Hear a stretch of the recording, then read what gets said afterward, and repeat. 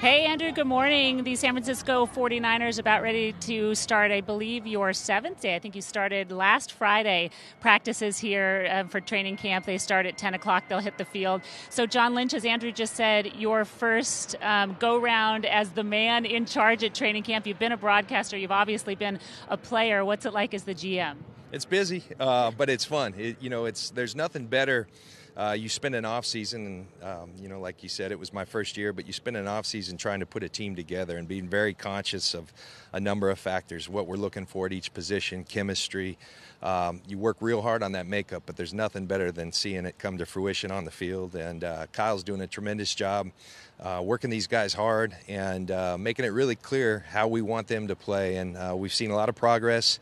We see a lot of areas where we need to get better. So it's what training camp's all about. I think it's interesting because I think you really don't know what you have until you see them on the field and you put some pads on the players. Characterize what this past week has been like in terms of practice. It's been tough. I chuckle sometimes because it doesn't feel like training camp. My first day, I'm saying, where's the 2 days? And I understand these are part of CBA rules, but you've got to go through some grind, and you have to embrace that grind. And so you do it with things like, it's interesting. Each step you take them, you take it to a move the ball period. That's real football, and guys start. When they get tired, they start making mental mistakes. And so Kyle's done a great job putting them in those situations because that's how the game's played. And we're making progress. We're pushing them hard. They're responding very well. I hear that Kyle actually made him run, was it yesterday, a couple days ago after practice, because he felt like the stamina wasn't there? It wasn't punishment. We came out, we had a really good practice going, and then we got to the end of practice and I moved the ball period, and you started seeing some of those mental errors. So it wasn't punishment. It's just the reality. We need to be in a little better shape, and we conditioned as a team. I think also helps a team grow together when you suffer a little bit together. You came out of the draft getting rave reviews. You were able to get, I guess, two of your top three picks, really, in Solomon Thomas and Reuben Foster. Just as you look at those guys out here, are they living up to your expectations so far? They are.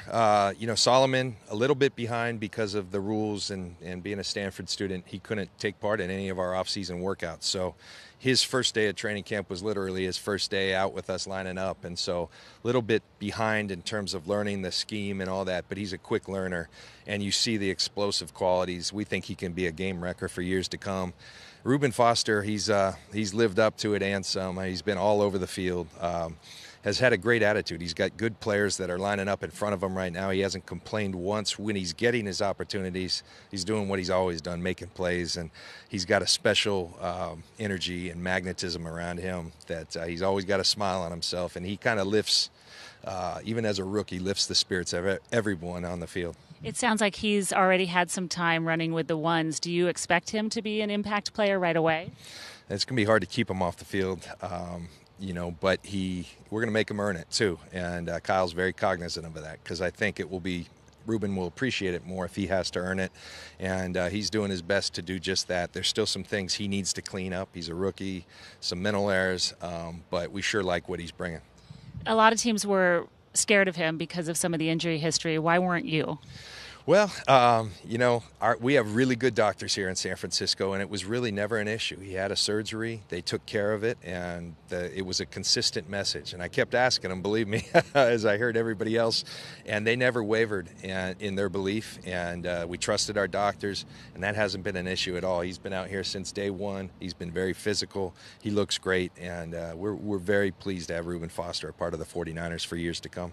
I've enjoyed hearing Brian Hoyer talk about the difference between coming in and getting to be a starter, and really just how much of a difference that's made for his confidence. What have you seen? That's the key word, confidence. He really is throwing the ball well. He's embracing an opportunity. This is an opportunity he hasn't had. I mean, he's been behind Tom Brady. He was in Cleveland going well, and then this guy Johnny Manziel came around, and so it just seems like he's never really had that opportunity. Now he's the guy. For how long? I think he can answer that question by the way he performs, and he's really doing well in practice, playing with tremendous confidence, and it's neat to see what that can do for a quarterback. All right, so as you watch all of these players, one of your jobs is going to be to effectively fire some people in cutting some of these players. How are you going to deal with that?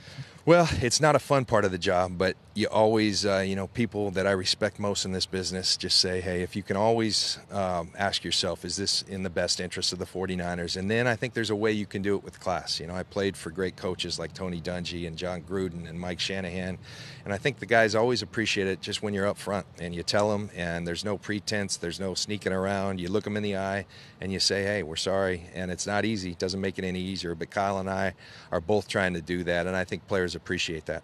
A lot of the Hall of Fame parties kick off tonight. Of course, the induction ceremonies tomorrow. Will you be watching that, paying attention? Well, there's a lot of friends in that class, a lot of guys I competed against, Kurt and Terrell, Jason Taylor. These guys are my buddies, and I'm missing a few. Kenny Easley's a guy. LaDainian, gosh, how do I forget him? But a great class, and all those guys are so deserving, and I'll be pulling for them this weekend, and thrilled for each one of them. We're excited to watch them, too. Thank you for your time, as always. We appreciate it. Alex, appreciate it.